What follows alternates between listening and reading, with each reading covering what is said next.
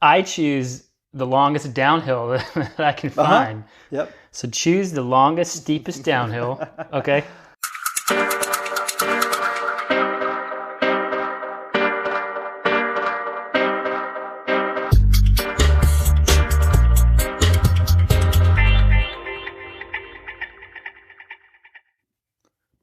What's up, everybody? Welcome to another sprint episode of Coaches on Couches, where we're going to kind of jump right to it and pick a topic of the day and knock it out for you. So today we've got Coach Nick Dwyer on the couch. I'm Coach Dale Sanford. Nick here is the president of Memphis Youth Athletics. Yep. Also longtime coach at Christian Brothers High School. And we're going to be talking about how to pace a mile. It's not a sprint. 1 mile. It's not a sprint. You can try. Works out real well. It goes really well when you just go guns blazing from the get-go. That's right. Absolutely. That's what I try to do. Yeah. We'll work on that. So we're going to work on getting the information across on how to properly pace a mile. We've got a lot of people right now, a lot of our athletes doing mile assessments since there's no races. And then I know you've got your whole crew kind of doing some workouts, kind of gearing toward a mile and stuff like that. So, it's relevant for youth athletes, but also, I mean, adults. I personally think it's like the best assessment that you can do as an adult runner or triathlete, because it's repeatable. Yep. It doesn't take a whole lot of recovery afterwards. And it really can be scaled up to kind of assess other paces for other races and stuff like that. It's a great baseline for a lot of stuff. All right, so let's get at it. Nick, what is the number one thing we've got to do when we're trying to really properly pace this mile? Right. First thing you got to do is just know your distance. If you're on a track, it's really simple. You're talking about 4 laps around the track. If you're trying to do a true mile, it's 1,609 meters, so back up 9 meters from the start, and there's your true mile. If you're doing it on the road, I highly recommend that you get out and map out your route. And I say know your distance so that you can actually map it out on the road and find your segments. So when I do this, I choose the longest downhill that I can find. Yep. So choose the longest, steepest downhill. Okay. Yeah. Downhills are great, especially as you're getting older. It gives you a little bit of a head start. I thought I was doing a downhill mile not too long ago, and it ended up being more uphill than anything. But if you measure it out and it's 1,609 meters, if it's uphill or downhill or all the above, you're doing well there. But the point is to know the route so that you can pace yourself and give yourself points on the course, especially with the road. The track's easy. You come around, you got 3 laps to go, 2 laps to go, 1 lap to go. But on the road, if you don't know your route and you don't set out some markers or have some landmarks that you can begin to kind of shift through your gears as you get closer and closer, you're going to have a difficult time, managing the distance. And I would say that's probably one of the hardest things to do with the mile, because you can't sprint it. And you don't treat it like a 5K. And it hurts. Yeah, from the it's from the get-go. It's going to be challenging, but there is like an extreme amount of patience that's involved in what people consider to be a short race. It is, and it's considered a middle distance. It's not a distance race, but it's certainly not an 800. But the pacing of it is where people either make or break the race. Most world records, at least from the mile up, have been negatively split. And what that means is you're going to gradually pick your pace up as the distance, as the duration goes on. And hopefully you're finishing faster than you started. We've all finished slower than we've started, and we know what kind of death march that means. and with a mile, it can be excruciating, and for the last quarter mile if you've gone out too fast. So with a lot of my runners and what we teach with MYA is that you want to negative split the second half of the race. And for most of us, that means 800 out. You want to begin to kind of get into a different mindset and at least shift gears mentally, and usually your body will follow. So pacing is extremely important. You got to get out there and know what you want to hit. Don't just go out there and aim at, I've never run a mile and I want to run a 4-minute mile. Well, that's going to be very difficult for you to do.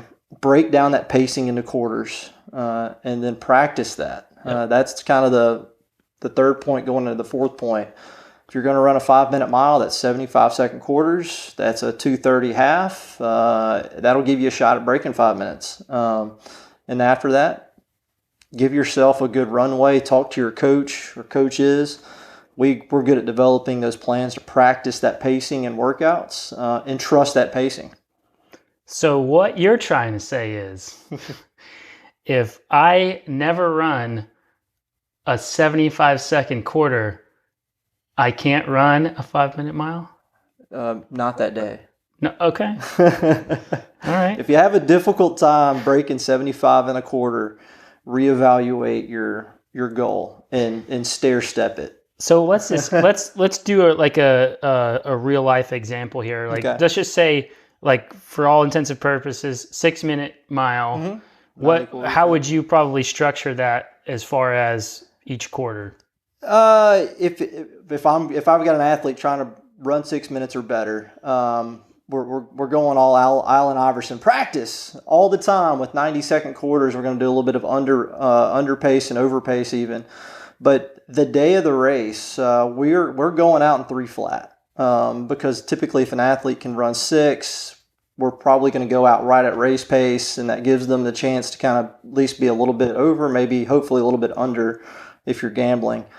So if they go out in 90, they're in a good place. If they go out in 3 flat, it puts them right where they need to be. And on top of that, like I said, if they're having a good day, they're probably going to negative split that thing based off of the practice preceding that particular race. So that's what we practice.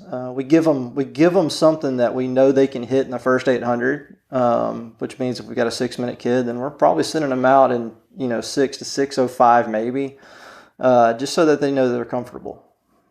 Yeah. So you're not. So again, you're going out kind of at race, and we do this a lot with like threshold testing to begin with. Like, you start at or slightly under where you want to finish, right?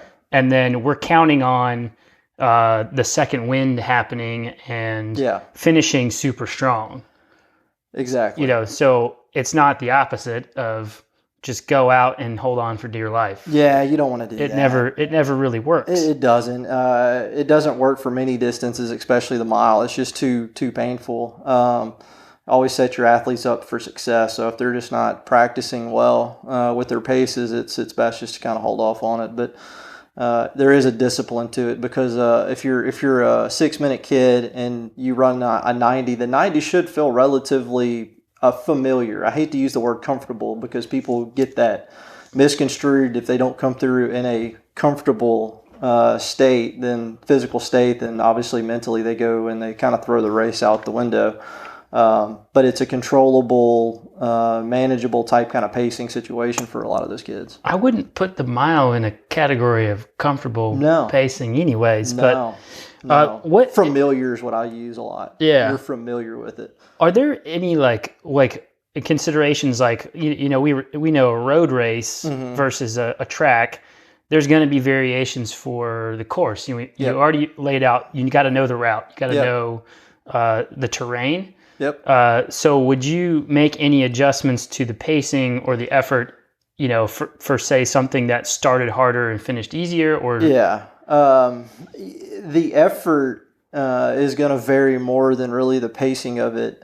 Meaning, if you're going out and you're starting out the first half mile and you're going out in 800, obviously you're going to come through 800 faster than you would on a flat track, and you got to have that set in the athlete's mind so they don't freak out. If they're trying to run 6 minutes, they come through at 2:45. That athlete goes, I better slow down.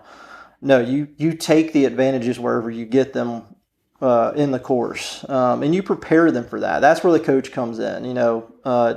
We both have coaches have taught our athletes to study the course, understand that you're coming through this split here, here, and here. if you're on a flat track, it's easy, but the road definitely will throw some curveballs at you, and you just have to be prepared for it, which is why the fifth point of visualization is so important.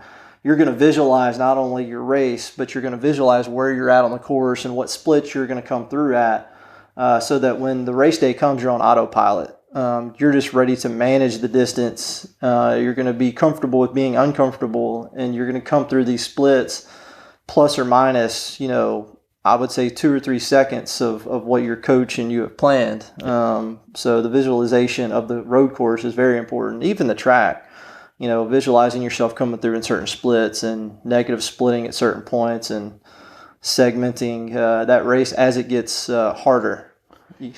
Yeah, practicing what you're going to do on race day, not only from a pace perspective, but to the warm up, to the your nutrition before, during, and after, whatever. All that stuff.